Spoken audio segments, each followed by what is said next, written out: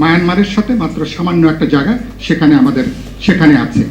সেই প্রতিবেশীর সাথে এবার যে আপনি সমঝোতা করেছেন, সামরিক বাহিনীর প্রশিক্ষণ, অস্ত্র কেনা, সামরিক বাহিনীর আধুনিকায়নের নাম করে আমাদের জাতীয় নিরাপত্তার জন্য সবচেয়ে সংবেদনশীল, সবচেয়ে গুরুত্বপূর্ণ, যেগুলো আমাদেরও সাধারণ নাগরিকদের জানার কথা না।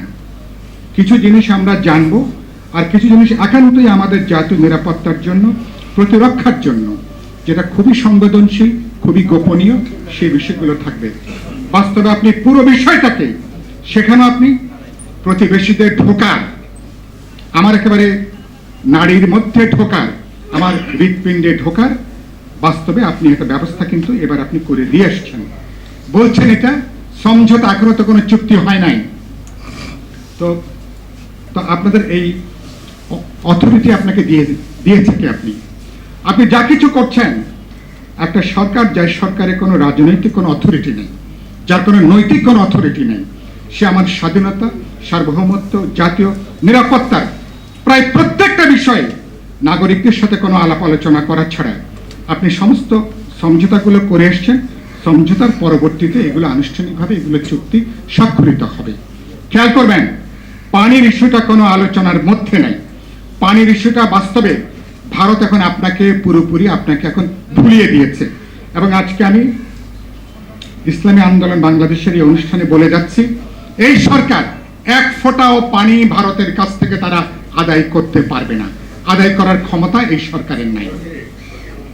আমি কি ভুল বলছি আমি এটা? এবং সেটা করে তারা এখন পানির ইস্যুটাকে ভুলিয়ে দিয়ে বলছে তিস্তার একটা ব্যবস্থাপনা তারা করবে।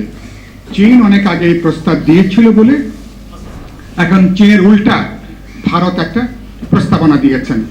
প্রধানমন্ত্রীর সংবাদ সম্মেলনে তিনি খুবই স্ববিরোধী কথা বলেছেন, যেটা ইতিমধ্যে কয়েকটা টেলিভিশন আমি বলেছি। প্রথমে বললেন চীন এবং ভারতের প্রস্তাব সরকার বিবেচনা করবে, তারপর ঠিক করবে আমরা কোনটা কি করব। একই সংবাদ সম্মেলনে তিনি আবার বললেন যে ভারত যদি ব্যবস্থাপনা করে দেয় তাহলে তো আর কোনো সমস্যাই থাকে না। তার মানে কি? তার মানে ইতিমধ্যেই তিনি সেটাকে এর মধ্যে কিন্তু গিলে ফেলেছেন আর কি, সেই প্রস্তাবের জায়গাটা। তো এই হলো সমস্ত। এবং এই কাহিনী বলতে গেলে ওনারা যারা এখন বলতে চান সরকারের দিক থেকে, ওনারা সিঙ্গাপুরের উদাহরণ দেন। এগুলো খুব হাস্যকর, খুবই উদ্ভট একটা। তো এরপরে আমি যে কথা বলতে চাই, এখানে খুব গুরুত্বপূর্ণ আলোচনা হচ্ছে, আর আমি 5 মিনিটের মধ্যে কথাটা শেষ করে ফেলবো। এখনকার এই কাহিনী এক এক সময় এক এক এজেন্ডা আমাদের সামনে তারা হাজির করছেন।